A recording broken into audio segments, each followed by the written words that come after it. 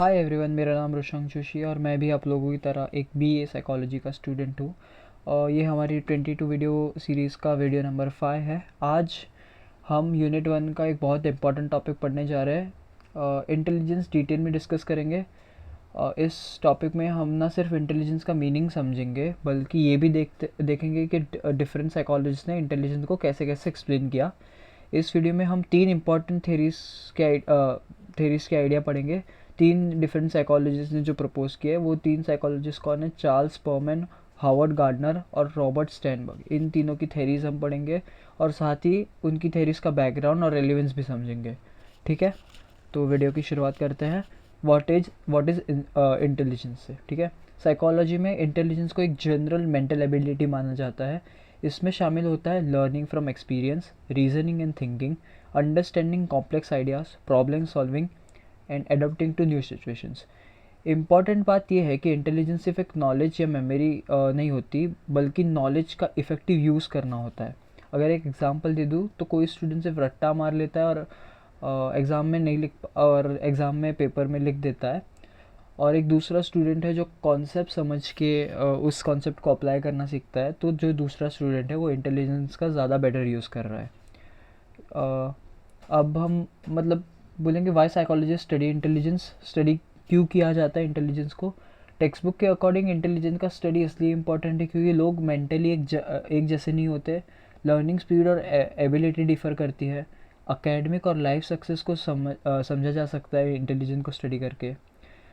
इसलिए intelligence psychology का एक कोर टॉपिक है। ठीक है, अब हम बात करेंगे एक साइंटिस्ट की जिसका नाम है चार्ल्स परमन। और चार्ल्स परमन कौन थे? चार्ल्स परमन एक ब्रिटिश साइकोलॉजिस्ट थे। उन्होंने इंटेलिजेंस को स्टडी करते वक्त देखा कि जो स्टूडेंट एक सब्जेक्ट में अच्छा परफॉर्म करते हैं वो अक्सर दूसरे सब्जेक्ट में भी अच्छा परफॉर्म करते हैं। इस ऑब्जर्वेशन से उन्हें इंटेलिजेंस का स्टैटिस्टिक एनालिसिस किया और अपनी थ्योरी में प्रपोज किया। अब उनकी थ्योरी क्या थी उसके बारे में बात करते हैं। स्परमैन के अकॉर्डिंग इंटेलिजेंस के 2 फैक्टर होते हैं। एक होता है जनरल इंटेलिजेंस जो कि होता है जी फैक्टर। ये एक ओवरऑल मेंटल एबिलिटी है जो हर इंटेलेक्चुअल टास्क में प्रेजेंट होती है। इसमें इंक्लूड होता है reasoning, logical thinking, understanding and decision making.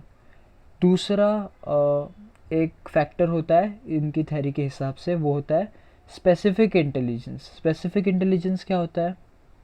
उसको एस फैक्टर से भी डिनोट किया जाता है। ये स्पेसिफिक स्किल्स होती है जो किसी भी पर्टिकुलर टास्क या सब्जेक्ट के लिए रिक्वायर्ड होती है, जैसे कि mathematical ability, language ability, musical ability.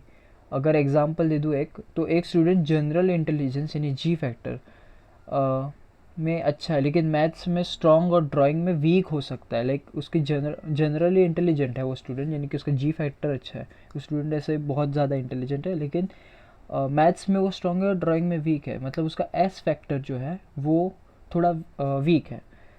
इस थ्योरी का मेन आइडिया यही है कि हर एक्टिविटी में जी फैक्टर प्लस एक स्पेसिफिक एस फैक्टर मिलाकर परफॉर्मेंस डिसाइड करता है। मतलब ये दोनों जी फैक्टर और एस फैक्टर को मिलाकर ही तुम्हारा कोई भी टास्क की इंटेलिजेंस मेजर की जा सकती है। अब हम बात करेंगे दूसरे साइकोलॉजिस्ट के बारे में जिनका नाम है हावर्ड गार्डनर। अब हावर्ड गार्डनर कौन थे? हावर्ड गार्डनर भी एक अमेरिकन साइकोलॉजिस्ट है। उन्होंने ट्रेडिशनल आईक्यू टेस्ट को क्वेश्चन किया और कहा कि इंटेलिजेंस सिर्फ अकेडमिक टेस्ट से मेजर नहीं किया जा सकता। वो ये नहीं मानते थे कि आईक्यू एक स्पेसिफिक नंबर जो दे देता है कि ये इंसान इतना इंटेलिजेंट है, वो उसको वैलिड नहीं मानते थे। तो उन्होंने अपना एक अलग से टेस्ट या फिर अलग से एक मेजरमेंट बनाया, अलग से एक मेजरिंग टेक्निक लाई जिससे वो इंटेलिजेंस मापते थे। और वो मानते थे कि रियल लाइफ में लोग अलग अलग तरह से इंटेलिजेंट होते हैं। उनका फोकस था ह्यूमन पोटेंशियल को ब्रॉडली समझना। अब उनकी थ्योरी थोड़ी समझते हैं कि उन्होंने ये कैसे एग्जैक्टली किया।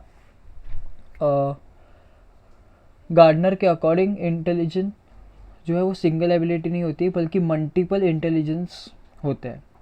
कुछ कॉमनली डिस्कस इंटेलिजेंस जो गार्डनर ने बताए वो है लिंग्विस्टिक, जो कि वर्ड्स वगैरह होता है।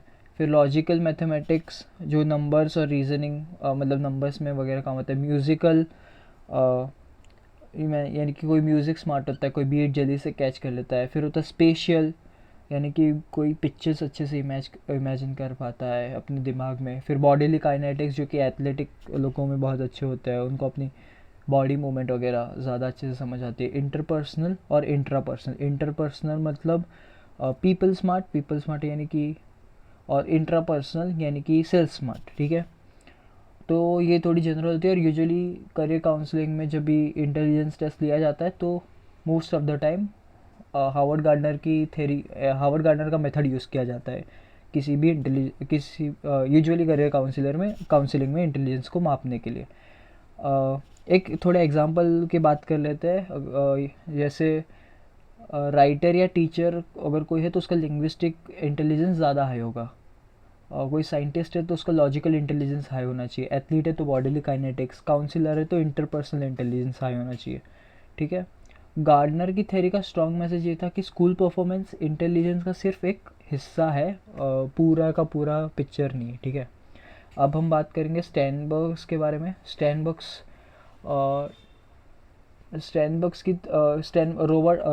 का पूरा नाम है रॉबर्ट स्टैनबर्ग्स, ठीक है। वो भी एक अमेरिकन साइकोलॉजिस्ट है जिन्होंने इंटेलिजेंस को रियल लाइफ सक्सेस के पर्सपेक्टिव से स्टडी किया। उन्होंने देखा कि कुछ लोग एग्ज़ाम में एवरेज होते हैं लेकिन लाइफ प्रॉब्लम को बहुत इफ़ेक्टिवली सॉल्व करते हैं। इस ऑब्जर्वेशन से उनकी ट्रायआर्की थ्योरी डेवलप हुई, मतलब आई गेस यही प्रोनाउंसिएशन है, ट्रायआर्की थ्योरी। तो ट्रायआर्की थ्योरी डेवलप हुई। स्टैनबर्ग की थ्योरी क्या कहती है, थोड़ा वो जान लेते हैं, ठीक है। स्टैनबर्ग्स ट्रायआर्की थ्योरी। स्टैनबर्ग के अकॉर्डिंग इंटेलिजेंस के 3 इंटरसेक्शन टाइप होते हैं। फर्स्ट होता है एनालिटिकल इंटेलिजेंस। एनालिटिकल इंटेलिजेंस क्या होता है, जो एनालिसिस, इवोल्यूशन और एकेडमिक प्रॉब्लम सॉल्विंग में काम आता है। एक एग्जांपल दे दूँ तो जिनका भी एनालिटिकल इंटेलिजेंस हाई होगा वो एग्ज़ाम्स, टेस्ट और लॉजिकल क्वेश्चंस में अच्छा परफॉर्म करेंगे। फॉर एग्जांपल तुम्हारे क्लास का टॉपर, ठीक है। Second, creative intelligence. थोड़े लोग होते हैं जो क्रिएटिवली इंटेलिजेंट होते हैं, जिनको न्यू आइडियाज़ जल्दी आते हैं। अनफेमिलियर सिचुएशन में बहुत जल्दी वो लोग प्रॉब्लम सॉल्व कर लेते हैं और इनोवेटिव होते हैं। एग्जांपल क्रिएटिव प्रोजेक्ट वगैरह या फिर क्रिएटिव पीपल, कोई भी तुम्हारा क्रिएटिव सा दोस्त समझ लो, ठीक है। थर्ड, प्रैक्टिकल इंटेलिजेंस होती है, डेली लाइफ प्रॉब्लम सॉल्व करने में हेल्प होते हैं, जिनकी भी प्रैक्टिकल इंटेलिजेंस होती है उनको। और फिर एनवायरनमेंट के अकॉर्डिंग एडजस्ट हो जाते हैं ऐसे लोग। अगर एग्जांपल दे दूँ तो जो लोग ऐसे स्ट्रीट स्मार्ट होते हैं उन लोग की प्रैक्टिकल इंटेलिजेंस अच्छी होती है, ठीक है। और अपने सिकारिलिस की टेक्स्ट बुक में ये एम्फोसाइज किया जाता है कि true intelligence real life adaptation को भी इंक्लूड करती है। मतलब इसका पूरा थ्योरी का यही तात्पर्य था कि ट्रू इंटेलिजेंस जो है वो रियल लाइफ एडाप्टेशन को भी इंक्लूड करती है। सिर्फ आईक्यू बहुत वेग डेफिनेशन है किसी की भी इंटेलिजेंस को अज्यूम करने के लिए, ठीक है। अब ये थ्योरीज जो है वो इम्पॉर्टेंट क्यों थी? ये थ्योरीज इसलिए इम्पॉर्टेंट थी क्योंकि ये थ्योरीज हमें ये समझने में मदद करती है कि इंटेलिजेंस एक सिंगल स्कोर नहीं है। इंडिविजुअल डिफरेंट वे में इंटेलिजेंस हो सकता है, मतलब कोई दूसरी तरह में इंटेलिजेंट है और कोई दूसरी चीज़ में। एजुकेशन सिस्टम को फ्लेक्सिबल होना चाहिए, मतलब कोई भी एक टाइप के इंटेलिजेंस नहीं को ही मेजर ना करे। और इसलिए इंटेलिजेंस को स्टडी साइकोलॉजी में बहुत इम्पॉर्टेंट दिया गया है। आज के वीडियो में हमने इंटेलिजेंस का मीनिंग और इम्पोर्टेंट जाना। स्परमैन, गार्डनर और स्टैनबर्ग का बैकग्राउंड जाना, उनकी थेरीज एक्सप्लेन की, डिटेल में सब कुछ डिस्कस किया। ये सब मिलाकर बताते हैं कि इंटेलिजेंस कॉम्प्लेक्स, मल्टी डायमेंशनल और रियल लाइफ ओरिएंटेड कॉन्सेप्ट है। कमेंट करो नीचे अलग अलग इंटेलिजेंस के टाइप और उनके एग्जांपल्स, अगर तुम्हें ये वीडियो में समझा हो तो।